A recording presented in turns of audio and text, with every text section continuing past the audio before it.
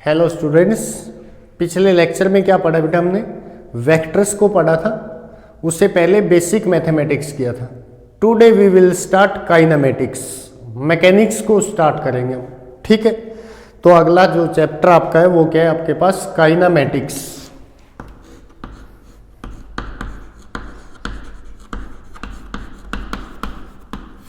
Kinematics को study करेंगे बेटा, ठीक है। तो काइनेमेटिक्स जो होती है ना वो मैकेनिक्स का पार्ट है। मैकेनिक्स क्या होती है?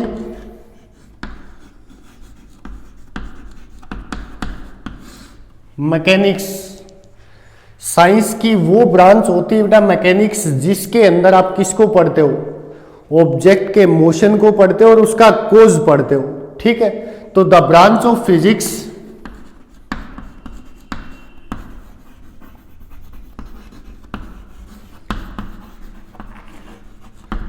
which deals with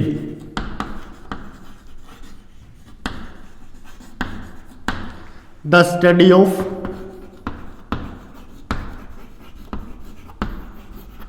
motion and cause of motion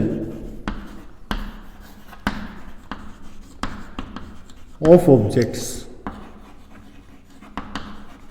ठीक है बेटा। मैकेनिक्स क्या होती है आपके पास? साइंस की वो ब्रांच है जिसके अंदर हम क्या पढ़ते हैं? ऑब्जेक्ट्स का मोशन पढ़ते हैं और उस मोशन के कारण के कोज ऑफ मोशन पढ़ेंगे। जैसे कोई ऑब्जेक्ट ऊपर फेंकते हैं तो नीचे क्यों आती है, उसके मोशन को स्टडी करेंगे, सर्कुलर मोशन को स्टडी करेंगे, प्रोजेक्टाइल को स्टडी करेंगे, ठीक है। कोई कार आगे जाती है, पीछे आती है, रुकती कैसे, ये सारी चीजें किसके अंदर पढ़ते हैं? मैकेनिक्स के अंदर, ठीक है बेटा।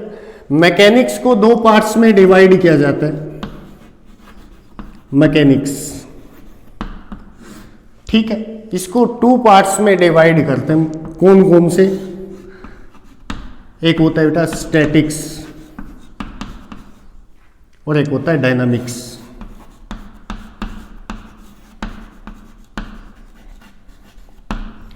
स्टैटिक्स के अंदर स्टैटिक का मतलब क्या होता है? रेस्ट, ठीक है।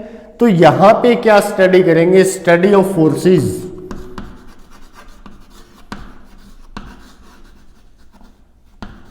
Acting on object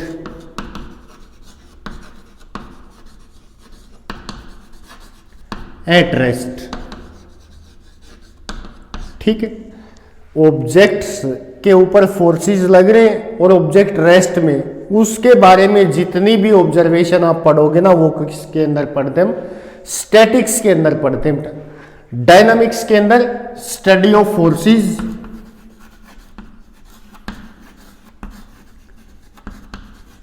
on moving objects,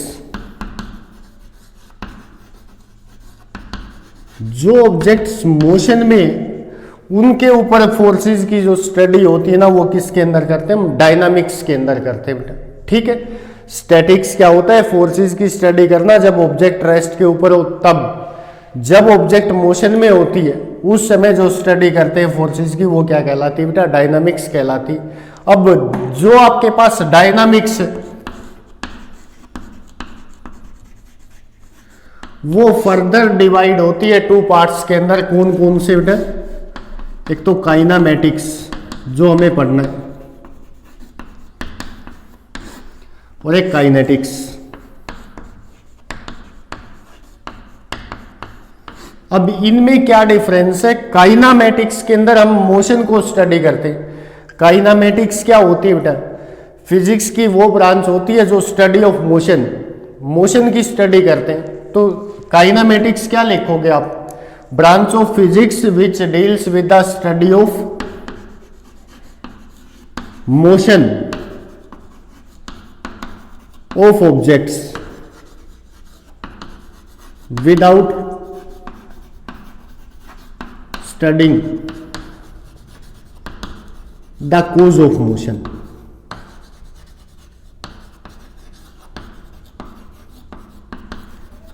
ये होती है बेटा काइनेमेटिक्स। काइनेमेटिक्स ही हमें पढ़नी है यहाँ पे। काइनेमेटिक्स के अंदर क्या होता है? मोशन की स्टडी होती है ऑब्जेक्ट्स की, ठीक है। उस मोशन को कौन प्रोड्यूस कर रहा है? उसके ऊपर फोर्स लग रहे होंगे, वो प्रोड्यूस करने होंगे, उनको नहीं पढ़ना है हमें काइनेमेटिक्स के अंदर। जैसे किसी ऑब्जेक्ट को ऊपर फेंक दिया, वो ग्रेविटेशनल फोर्स के कारण नीचे आती है ना, तो वो क्यों नीचे आ रही है, वो ग्रेविटेशनल के कारण नीचे आती है, उस ग्रेविटेशनल के बारे में काइनेमेटिक्स के अंदर नहीं पढ़ेंगे हम। काइनेमेटिक्स के अंदर क्या पढ़ेंगे, उस ऑब्जेक्ट का मोशन है जो, उस मोशन की स्टडी करेंगे हम। सिर्फ काइनेटिक्स में पढ़ेंगे हम स्टडी ऑफ मोशन,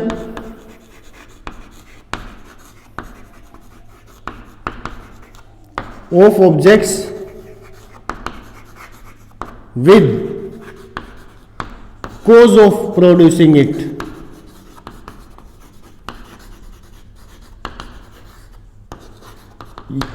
काइनेटिक्स के अंदर आप क्या पढ़ोगे कि मोशन के साथ साथ उस मोशन का कारण जो है, फोर्स जो है, उसको भी यहां पे क्या करेंगे, डील करेंगे हम। तो आपके पास ये काइनेमेटिक्स है, ये काइनेटिक्स है, ठीक है। तो हम किसको स्टार्ट कर रहे हैं, मैकेनिक्स को स्टार्ट कर रहे हैं। मैकेनिक्स में क्या पढ़ेंगे हम, काइनेमेटिक्स पढ़ेंगे, ठीक है। मैकेनिक्स वो ब्रांच होती है जिसके अंदर मोशन और कोज ऑफ मोशन को स्टडी करते हैं हम। मैकेनिक्स को दो पार्ट्स में डिवाइड करते हैं बेटा, स्टैटिक्स और डायनामिक्स। स्टैटिक के अंदर study of forces at rest, study of forces on moving object. Dynamics दो टाइप की होती है फिर से, काइनेमेटिक्स और काइनेटिक्स। काइनेमेटिक्स में पढ़ेंगे हम मोशन ऑफ ऑब्जेक्ट के बारे में, साइंस ऑफ मोशन कहलाती है काइनेमेटिक्स। अब काइनेमेटिक्स में ना मोशन का कारण क्या है उसके बारे में नहीं पढ़ते हम, यहां पढ़ेंगे मोशन का कारण। न्यूटन लॉज ऑफ मोशन आगे आएगा ना, उसमें पढ़ेंगे हम। तो ये आपके पास है डिवीजन इन ब्रांचेस का, ठीक है बेटा। आगे देखो,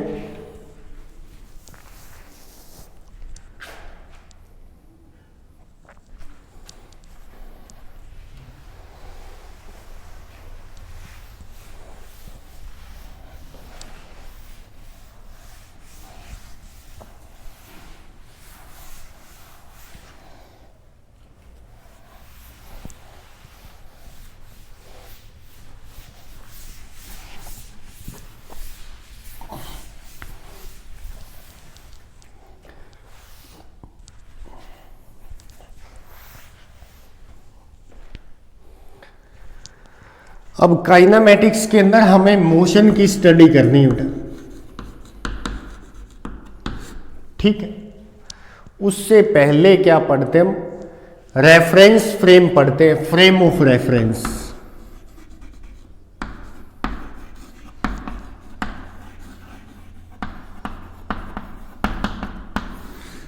ठीक है, फ्रेम ऑफ रेफरेंस क्या कहलाता है बेटा, कोई भी ऑब्जर्वर जो ऑब्जेक्ट को क्या करेगा, ऑब्जर्व करेगा, वो ऑब्जर्वर कहां बैठा है या कहां वो मूव कर रहा है या रेस्ट के ऊपर है, वो जो जहां पे भी होता है ना उसको बोलते हैं हम फ्रेम ऑफ रेफरेंस।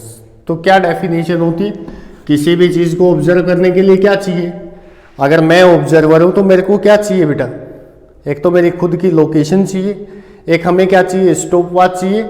और लोकेशन को डिफाइन करने के लिए ऑब्जर्वर को क्या करना पड़ेगा, कोऑर्डिनेट एक्सिस को चूज करना पड़ेगा ना। तो ये तीनों मिलके किसको कॉन्स्टिट्यूट करते हैं, फ्रेम ऑफ रेफरेंस को, ठीक है। An observer,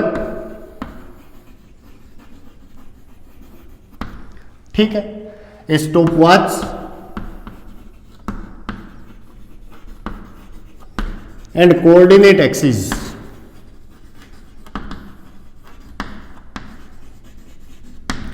constitutes a frame of reference।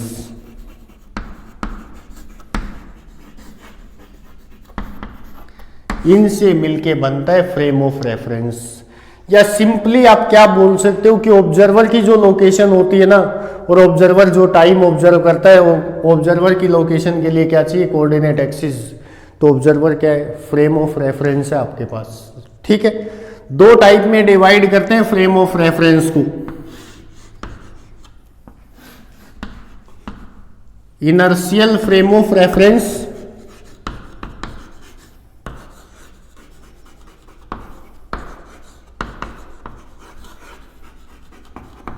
और एक होता है बेटा नॉन इनर्शियल।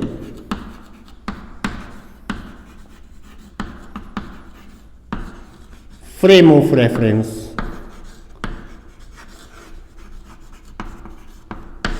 ठीक है, दो टाइप का फ्रेम ऑफ रेफरेंस होता है आपके पास, एक होता है इनर्शियल, एक होता है non inertial. Inertial frame of reference किसे बोलते हैं? जब ऑब्जर्वर किसमें हो, जो भी आपके पास ऑब्जर्वर होता है जो मोशन को ऑब्जर्व कर रहा है, एट रेस्ट, ठीक है, और मूविंग विद कांस्टेंट वेलोसिटी। या तो ऑब्जर्वर रेस्ट के ऊपर होना चाहिए या फिर कांस्टेंट वेलोसिटी से मूव करना चाहिए ऑब्जर्वर, उसको क्या बोलते हैं? इनर्शियल फ्रेम ऑफ रेफरेंस बोला जाता है उसको।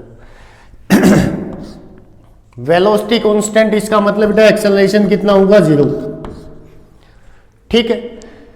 Non inertial frame of reference किसे बोलते हैं? Accelerated frame of reference.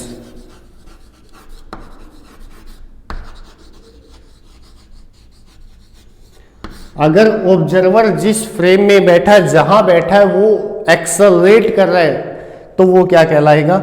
Non inertial frame of reference, जिसमें एक्सेलरेशन नॉट इक्वल टू 0 होगा। ठीक है, समझ में आया? तो ये आपके पास क्या होते हैं? फ्रेम ऑफ रेफरेंस होता है। ठीक है, आगे देखो, तो मोशन क्या होगा फिर? What is motion? मोशन और रेस्ट।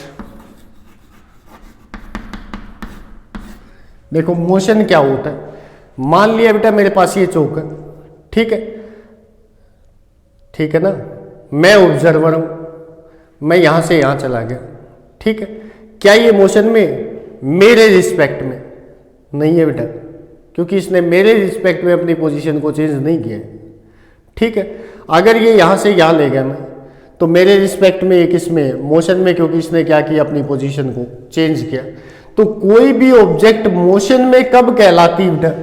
जब वो किसी ऑब्जर्वर के रिस्पेक्ट में अपनी पोजीशन को चेंज करती है।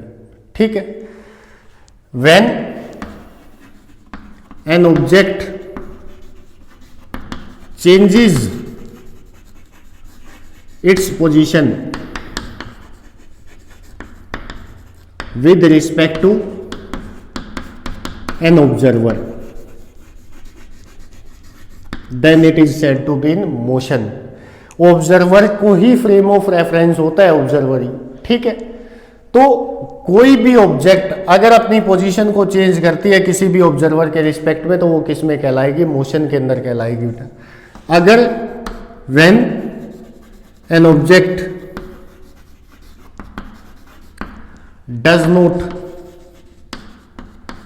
change its position with respect to an observer।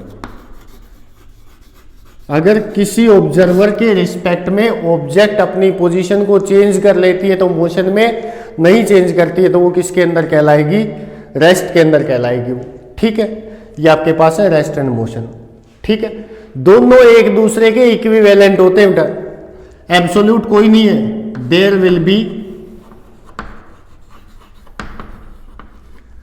No absolute rest and motion of an object. किसी भी ऑब्जेक्ट को परमानेंटली एब्सोल्यूटली रेस्ट और मोशन में नहीं कह सकते। एग्जाम्पल पढ़ाऊंगा छोटे क्लासेस में। मान लिया बेटा मैं यहां खड़ा हूं, मेरे आगे सामने से कोई भी कार चल रही, तो उस कार में बैठा जो पर्सन है वो मेरे रिस्पेक्ट में, अगर मैं ऑब्जर्वर हूं, मेरे फ्रेम से देखूं मैं, तो वो किस में बेटा? मोशन के अंदर। लेकिन उसके साइड में ही कोई पर्सन बैठा है, उसके रिस्पेक्ट में तो वो अपनी पोजीशन को चेंज नहीं कर रहा, तो वो पर्सन क्या कहेगा कि मेरे साथ में जो बैठा है ना वो किसके अंदर है बेटा? रेस्ट के अंदर, क्योंकि वो अपनी पोजीशन को चेंज नहीं कर रहा।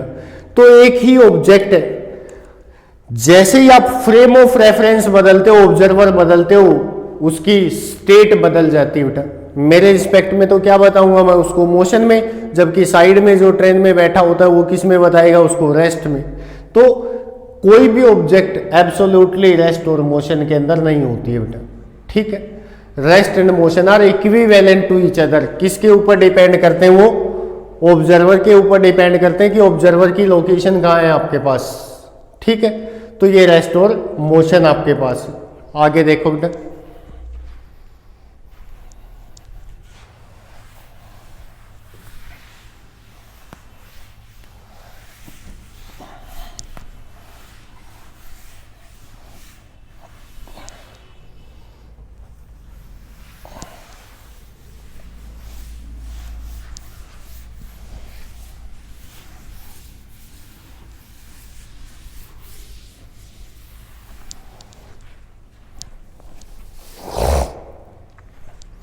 तो आपको मोशन पढ़ना है यहाँ पे। अगर आप मोशन पढ़ोगे तो सबसे पहली कंडीशन क्या होती है, क्या चीज पढ़ते हैं हम, ऑब्जेक्ट की पोजीशन को डिफाइन करते हैं, पोजीशन, ठीक है बेटा। क्या होती है position, location of object,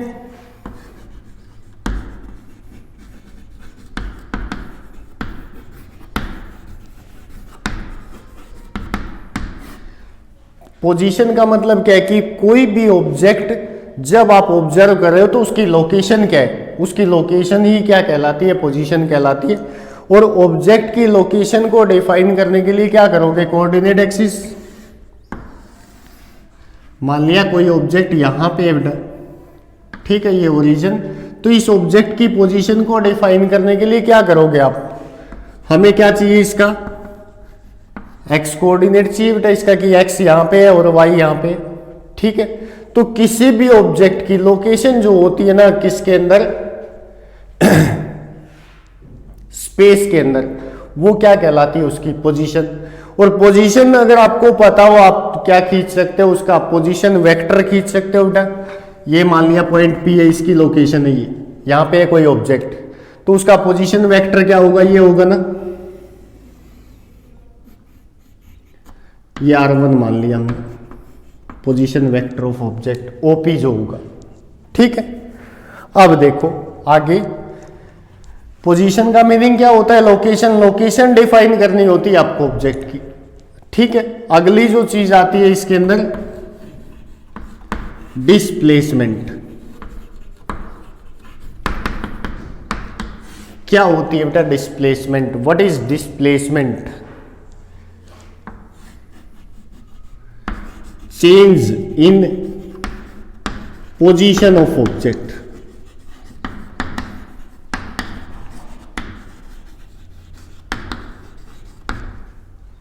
is called displacement.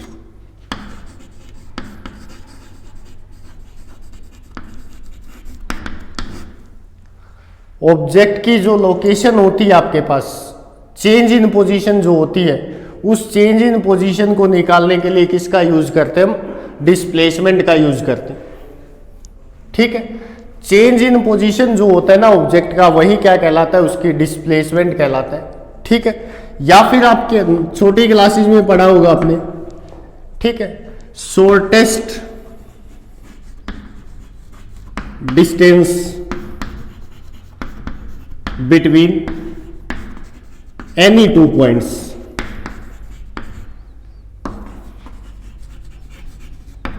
ठीक है। किन्हीं भी दो पॉइंट्स के बीच की जो सबसे छोटी डिस्टेंस होती है ना, उसको क्या बोलते हैं बेटा, डिस्प्लेसमेंट बोलते हैं। ऐसा यूनिट मीटर, ठीक है, METRE, ठीक है। मे बी 0,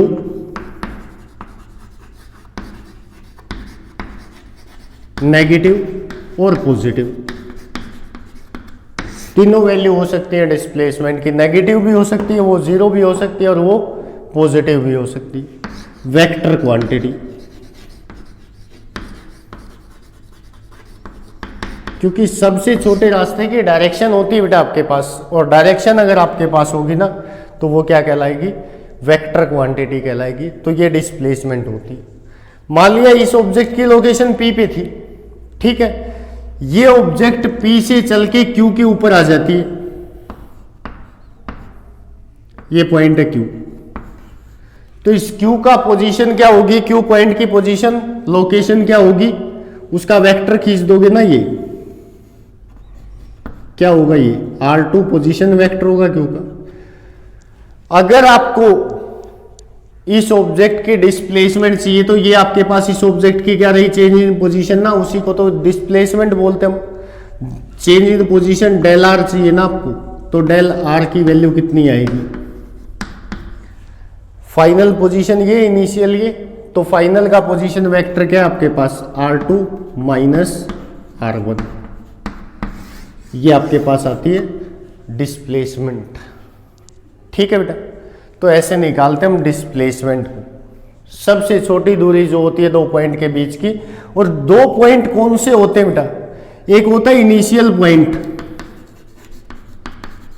जहां से ऑब्जेक्ट मोशन करना स्टार्ट करती, और एक होता है आपके पास फाइनल पॉइंट। ठीक है, ये दो पॉइंट्स होते हैं आपके पास, इनिशियल और फाइनल। तो ये आपके पास होती है बेटा डिस्प्लेसमेंट। ठीक है, डिस्टेंस क्या होगी, व्हाट इज डिस्टेंस,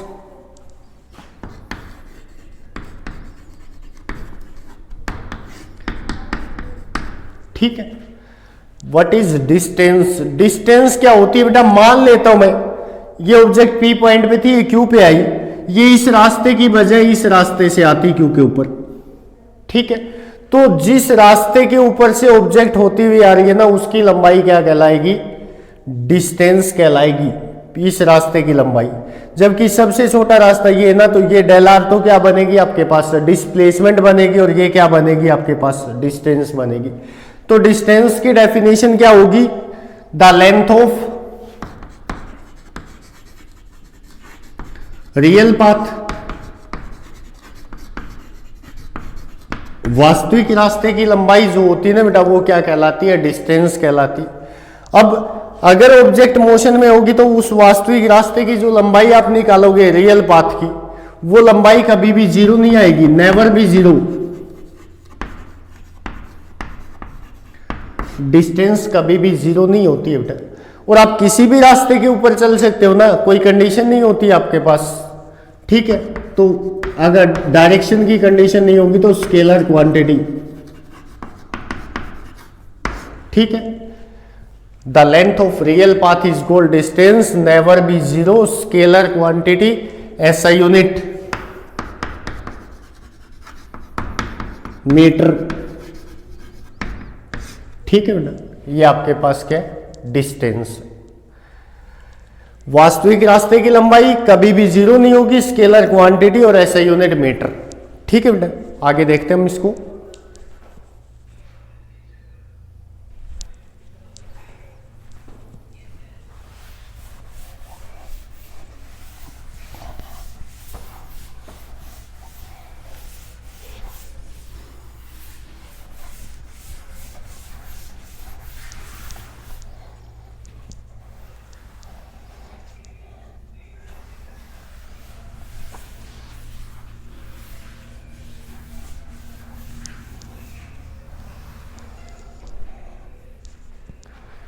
देखो एक एग्जांपल से समझते हैं इसको। क्वेश्चन लेते हैं हम, एक इलुस्ट्रेशन।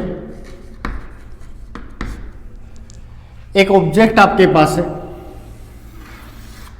वो ऑब्जेक्ट सर्कुलर पाथ के ऊपर चलती है जिसकी सर्कल की रेडियस है r। ठीक है, ए पॉइंट से चलना स्टार्ट करती है, सर्कल का सेंटर है। ठीक है,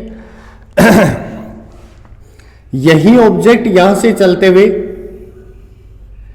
इस बी पॉइंट पे आ जाती है। ठीक है, find distance and displacement of object from A to B. Distance from A to B, distance कितनी होगी ऑब्जेक्ट की कवर्ड, और डिस्प्लेसमेंट कितनी, बोलो। देखो कैसे निकालोगे। ए से बी गई ऑब्जेक्ट, वास्तविक रास्ता जो ना है रियल पाथ वो ये है, ए से बी, इसकी लंबाई निकालने वो तो डिस्टेंस, सबसे छोटी डिस्टेंस निकाल ले, वो क्या होगी, डिस्प्लेसमेंट। तो देखो ये जो ना आपके पास ये क्या रहेगी, रेडियस। अगर इस सर्कल को 4 पार्ट्स में डिवाइड कर दें हम, ठीक है, तो कितने हिस्से कवर किए उसने, ऑब्जेक्ट ने, ए से बी तक 1/4 कवर कर चुकी ना टोटल का। तो डिस्प्लेसमेंट कितनी आएगी और डिस्टेंस कितनी आएगी। डिस्टेंस तो ये आपके पास जो होगी ना, ए से बी की लंबाई इस आर्क की, ये आएगी ना डिस्टेंस। तो इस आर्क की लंबाई कितनी आएगी बेटा, 1/4 है ये आर्क टोटल का। और टोटल कितनी है आपके पास, पूरी आर्क की लंबाई अगर इसको तोड़ के सरकमफेरेंस निकालो इसकी, तो कितनी है, 2πr का चौथा हिस्सा है ना ये, तो 2πr/4 कितना आ जाएगा, πr/2 मीटर। ये आपके पास इसके डिस्टेंस आएगी। डिस्प्लेसमेंट बेटा सबसे छोटा रास्ता किस किस के बीच का, एक तो स्टार्टिंग पॉइंट और एक फाइनल, दोनों के बीच का सबसे शॉर्टेस्ट पाथ तो ये होगा। इसकी लंबाई कितनी आएगी, पाइथागोरस लगाओगे तो कितना आएगा, ये √r² प्लस r², कितना होगा, √2r², r² को बाहर निकाल लो बेटा, r√2 मीटर। तो from A to B distance और डिस्प्लेसमेंट ऑब्जेक्ट के आंसर ये होंगे, ठीक है। फ्रॉम ए टू सी पूछ ले बेटा, ये कहे कि ऑब्जेक्ट ए से चली सी के ऊपर आ गई, तो ए टू सी डिस्टेंस कितनी, डिस्टेंस कितनी होगी, आधा सर्कल कवर कर लिया ना उसने, या तो उसी तरह करोगे 2 पार्ट्स कवर कर लिए, टोटल कितने थे 4, और किसका 2πr का कितना आ जाएगा, πr आ जाएगी ना मीटर में। अगर वैसे देखें तो सीधा भी निकाल सकते थे बेटा, आधा सर्कल कंप्लीट किया ना इसने, आधे सर्कल में कितनी डिस्टेंस कवर करेगी, सेमी सर्कमफेरेंस, वो कितनी होती है, πr।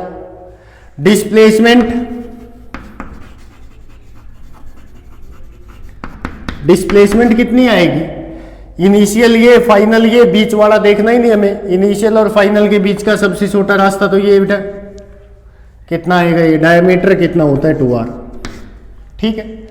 अगर आपको कह they from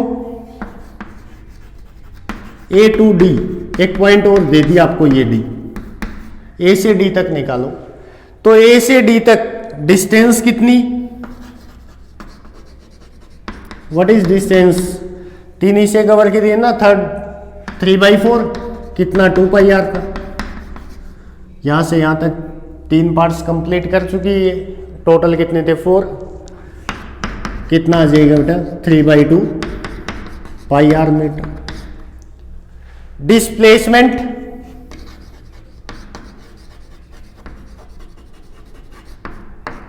from A to D, initial क्या बेटा ए, फाइनल क्या है डी, सबसे छोटा रास्ता दोनों के बीच का, क्या ये नहीं होगा, ये आर, तो ये आर कितना आ जाएगा, ये वहीं आ जाएगा ना r√2, ठीक है बेटा, आया समझ में।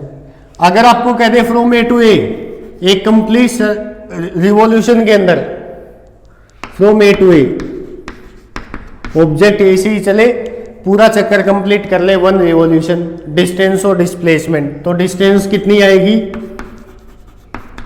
सर्कमफेरेंस आ जाएगी टोटल कितना, चारों के चारों इसे कवर कर चुके हैं ना 2πr। डिस्प्लेसमेंट कितनी आएगी, इनिशियल पॉइंट भी बेटा ये और फाइनल भी है, तो दोनों एक ही लोकेशन के ऊपर लाई करते हैं ना, तो दोनों के बीच की सबसे छोटी दूरी क्या बनेगी, 0। देखो कहीं पे भी पूरे क्वेश्चन के अंदर आपके पास किसका आंसर 0 नहीं आया है, डिस्प्लेसमेंट का, जबकि डिस्टेंस का क्या आ रहा है 0। ऑब्जेक्ट जिस पॉइंट से चली थी उसी के ऊपर वापिस आ जाए तो डिस्प्लेसमेंट की वैल्यू हमेशा क्या होती है, 0 होती है बेटा, ठीक है। आया समझ में, ये आपके पास है डिस्टेंस और डिस्प्लेसमेंट। इसी को आगे कंटिन्यू करेंगे हम अगले लेक्चर के अंदर। Thank you.